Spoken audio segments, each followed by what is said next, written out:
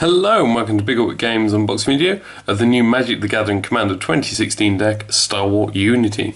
My name is Simon, I'll be doing the unboxing today. So what I'm going to do is just open this up, show you what you get inside so you can have a look. What this is not is an in-depth guide or analysis of the deck or anything like that. Far more better educated people than me out there. This is just so you can have an idea of what it is you're getting in the decks.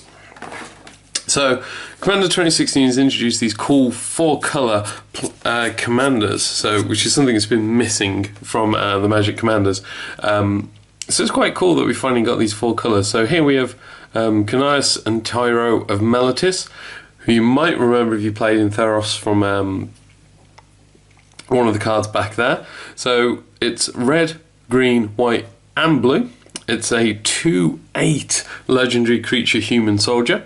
And at the beginning of your end step, draw a card, and then each player may put a land card from their hand onto the battlefield, then each opponent who didn't draws a card.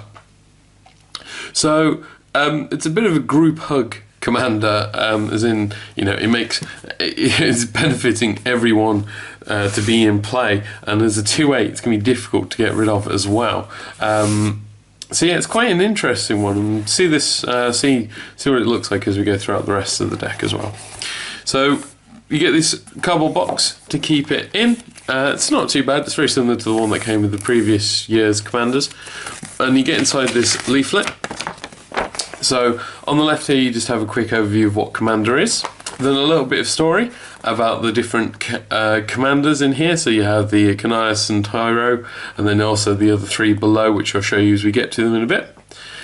You have just a brief explanation of the rules for commander, and then on the reverse side, some information about how to play the deck, and then also a deck list. So the deck list is quite useful because if you ever edit or tinker or do anything to the deck, you can always revert it back to what it originally came as by referencing this deck list. So useful thing to keep a hold of if you do want to bring your deck back to where it started. So we'll just take the deck out of here and we'll take a look and see what we get inside. So just take it out of its plastic prism first, grab the tab. And what I'll do is just grab half of the deck for now. Ooh. So we've already seen the oversized version of these guys, so I'm just going to put that down there. So we have these other commanders in here, and I'll explain how they work in a 4-colour deck. So we have Crom, Ludwig's Opus. So it's 5 mana, 3 red and blue. It's a legendary creature zombie horror. It's a 4/4 with flying and haste. Whenever an opponent casts his or her second spell each turn, you get to draw a card. A bit of card draw is always good. And partner. So partner is a new mechanic for Commander for 2016. And you can have 2 commanders if they both have partner. So long as both commanders have this partner mechanic, you get to have 2 commanders. That's really cool. It's very different. It gives you wider access to different commanders. It's a really cool mechanic. It's a really cool idea. And here we see one of Ludwig's creations, his opus, which is quite cool. A little bit of story going on there from Innistrad. Next up we have Ludwig himself, the Necro Alchemist. So 3 mana, he's blue and red, he's a 1/4 human wizard, and at the beginning of each player's end step, that player may draw a card if a player other than you lost life this turn. And also has the partner mechanics. You can see a lot of drawing going on. Blue players will be very happy. And sorry if I cough and sniff. I'm full of cold at the moment. We also have Sidar Kondo of Jamura. So 4 mana, green and white. It's a 2/5 human knight with flanking. So whenever a creature without flanking blocks it, the blocking creature gets -1/-1 till end of turn. And creatures your opponents control without flying or reach can't block creatures with power 2 or less. So a bit of weenie support. Not necessarily white, but it is a white mechanic. And it also has partner. So next up we have tokens. You have plenty of tokens in there. Everything you need for your token generating effects. You also note they are double-sided. So twice as many tokens in half the cards. So put those to one side. So what I'm going to do is just have a look through here. I'm not going to go through every single individual card because we'll be here forever and there's far better people out there. I'm just going to highlight some of the more unique and individual cards that are unique to Commander 2016, such as Orzhov Advocist. So 3 mana, 1/4 Human Advisor. At the beginning of your upkeep, each player may put 2 1/1 counters on a creature they control. But if a player does, creatures that player controls can't attack you or a planeswalker you control till your next turn. So effectively, you can bribe players with +2 counters. How cool is that? So it's some interesting discussions. So Evolutionary Escalation is another one. 2 mana enchantment, single green. At the beginning of your upkeep, put 3 1/1 counters on target creature you control, and 3 1/1 counters on target creature an opponent controls. So yeah, escalating that fight. You can see there's a gorilla and a what looks like some kind of hyena, but it could have been a boar or something. It might even be, I don't know, it's a bit of a weird creature. But either way, they have grown giant claws, Wolverine-esque, and giant tooth, Sabertooth-esque. So yeah, choose your opponent wisely, someone you want to be nice with and you're allied with, because otherwise you're, well, giving your opponent the key to victory. Ghostly Prison Propaganda, because there is a bit of a control element to this deck. Sylvan Reclamation, 5 mana instant. Exile up to 2 target artifacts and or enchantments. And it also includes the mechanic Basic Land Cycling. So this is returned for Commander 2016. Costs 2 colourless mana, discard the card, and you get to search your deck for any basic land. And this is useful because you're running a 4-colour deck, you need access to the 4 different colours. So Basic Land Cycling allows you to go and get those basic lands that you need for the deck to function. So it's a very useful mechanic to have. Speaking of, Migratory Route, 5 mana, sorcery, create 4 1/1 white bird creature tokens with flying. Great. Just create an army of blockers out of thin air. Awesome. And it also has the basic land cycling. Treacherous Terrain, however, a bit more aggressive with this one, so it's 8 mana, 6 and a red and a green. It's a sorcery and it deals damage to each opponent equal to the number of lands that player controls. So this is really punishing late game. You can play it early game if you can sort of ramp into that 8 mana and just sort of, you know, ping everyone off for a load of damage as a big threatening, you know, fist waggle. But no, this is really good for late game mass board wiping of opponents. And it also has basic land cycling, just in case.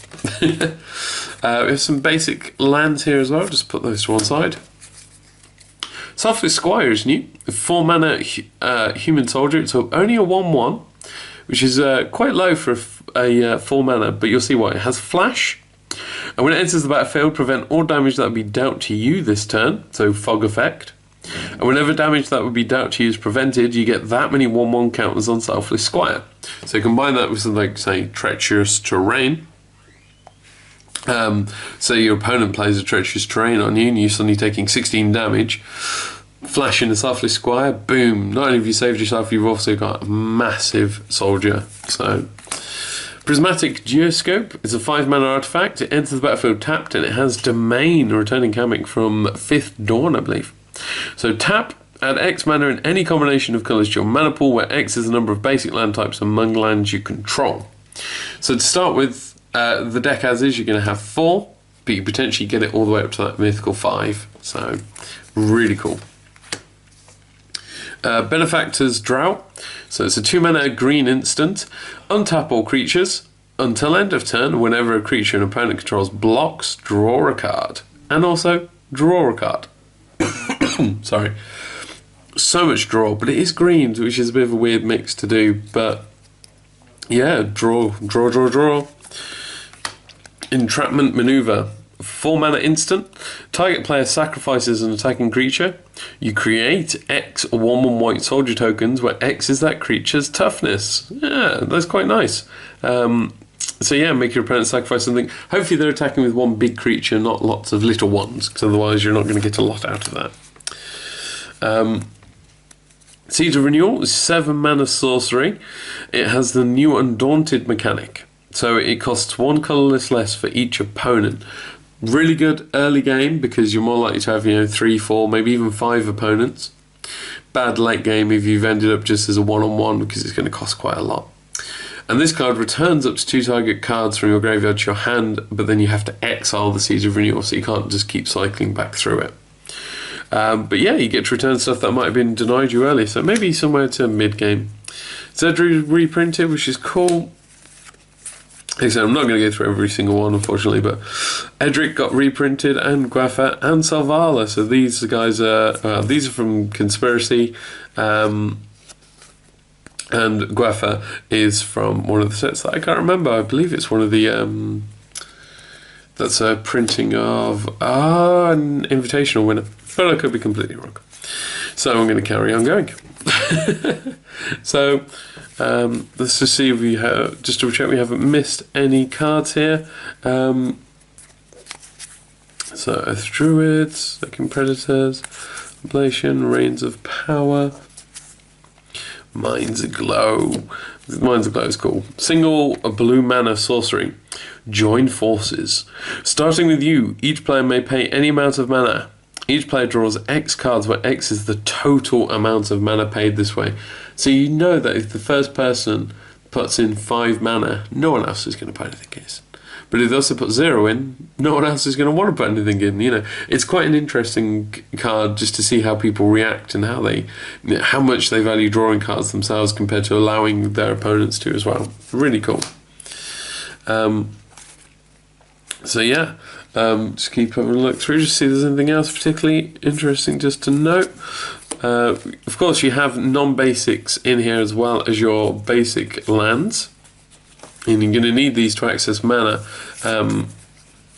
So let's just find some of them. So you're going to need things like the Azorius Chancery. Command Tower is fantastic. Add any 1 mana of any colour that's in your commanders, like Identity, Frontier Bivouac, Cruel Turf. They're a little bit slow, but they get you that mana that you need, like the different types. So plenty of non-basics in there, and even Terramorphic Expanse is very useful for getting the basics you need. So yeah, that's all the lands. So there we go. That is everything in the Stalwart Unity box. Stalwart Unity deck. So it's got a bit of a white weenie theme to it. There's a bit of a control aspect as well, with things like Propaganda and Ghost Prison, allowing you to lock the game down a bit, or at least stop people attacking you. And lots of ways to draw as well, which is, it allows you to get access to the spells and creatures you need when you need them by just being able to draw through your deck and stuff. So it's quite a cool one. It's definitely more for the Commander-esque players, if that's the kind of playstyle you like and you're looking at the 5 different decks. If you're into control magic, this is the one for you then. But yeah, so there we go. That is all the cards in Stalwart Unity. So remember, all the different cards you've seen here today can be bought and sold individually on our website, bigorbitcards.co.uk. Remember to like and subscribe. Check out my other Commander 2016 unboxings if you want to see what else is in the rest of the decks. Otherwise, I hope you've enjoyed watching, and I'll see you next time. Bye.